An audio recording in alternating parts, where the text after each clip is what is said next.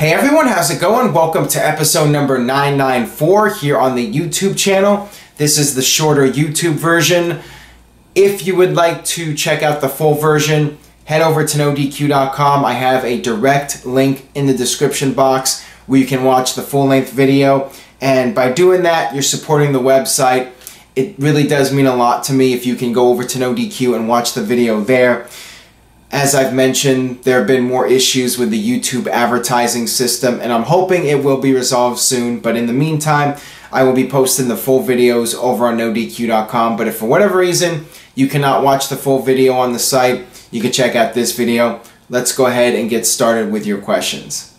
Let's get started with your questions. First one today comes from Sohail. What is going on with Dolph Ziggler, and how would you book him right now? And you have road to 100. I think you meant 1,000. Maybe your Twitter limit was reached. I'm not sure.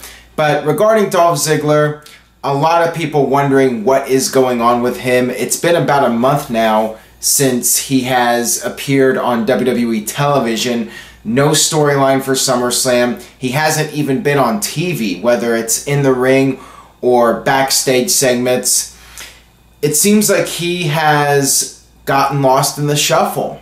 WWE doesn't have a role for him for SummerSlam, so they're just leaving him off television. He has been posting a lot of political tweets, and that's not something that WWE is thrilled about. WWE doesn't want wrestlers going into politics on social media because it just stirs up a lot of drama. A lot of speculation about Dolph Ziggler right now. There was that YouTube star that got stuck up on a date by Ziggler, apparently, according to her. And she said that he was on his way out of WWE. And then Nakamura on Talking Smack before it was canceled, maybe this is one of the reasons why it was canceled, Nakamura said something about Ziggler going to Japan possibly soon. And Renee Young was talking about how this was breaking news, and the whole thing was really awkward. And it's funny, a few weeks after that happened, Talking Smack was canceled. That might have been a factor. Maybe Ziggler is looking at life after WWE, and maybe WWE sees it that way. They see Ziggler as a guy who is mentally done, and he's looking on to the next thing after WWE, and they're just not going out of their way to utilize him right now when he could be leaving the company fairly soon when his deal is up. It really sucks because Dolph Ziggler, you look at his career in WWE, there were several times where he should have been at that next level.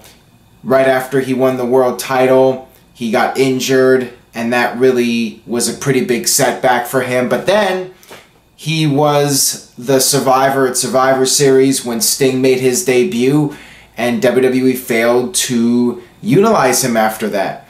And him dressing up like HBK and doing all that stuff, that has not done him any favors. But still, the guy is extremely talented, and you think that WWE should have done more with him. He's one of those guys that the company really did not push him as strongly as he should have been pushed, perhaps. And at this point, with new guys coming in, it's looking like the sun is setting on Dolph Ziggler in WWE. I think the odds are against the company really investing in him unless he signs a new deal and is really committed to maybe changing up his look and having a better attitude. I don't know what the deal is, but right now it's looking like Ziggler and WWE are going to be moving in different directions, and because of that, the company's just not going to do much to invest in him at this stage of the game.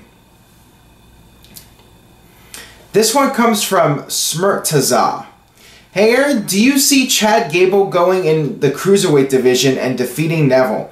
And he says he's a first-time asker, but I'm pretty sure I've seen this username before. So I'm not sure if you're pulling a fast one on me or not.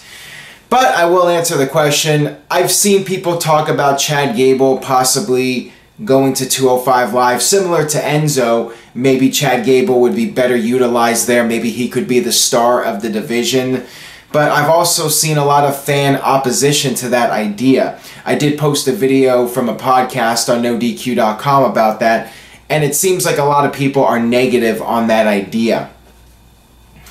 Some people see it as a kiss of death to go to the Cruiserweight division. I mean, that's how much people look down on the Cruiserweight division and consider it to be a flop, when people see it as being demoted by going to the Cruiserweight division. Even though Neville has seen a career resurgence being in the Cruiserweight division, but he's pretty much the only guy that has really been elevated from the Cruiserweight division. Austin Aries was for a while, but then he didn't win the title and he parted ways with the company. I think Enzo would be a better fit than Chad Gable. I think Chad Gable has some real potential to go far on WWE television, on Raw or SmackDown.